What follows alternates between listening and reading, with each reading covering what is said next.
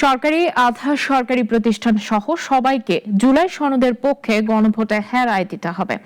যারা ফ্যাসিবাদের পক্ষে তারা না ভোটের প্রচারণা করবে মন্তব্য করেছেন অন্তর্বর্তী সরকারের স্থানীয় সরকার, পল্লী উন্নয়ন ও সমবায় মন্ত্রণালয়ের উপদেষ্টা আদিলুর রহমান খান।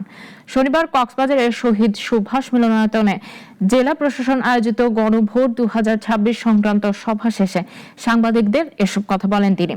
জেলা প্রশাসক আব্দুল মান্নানের সভাপতিত্বে এ সময় সুশীল সমাজের প্রতিনিধি, সরকারি বিভিন্ন দপ্তরের কর্মকর্তা, সাংবাদিক সহ সংশ্লিষ্টরা উপস্থিত ছিলেন।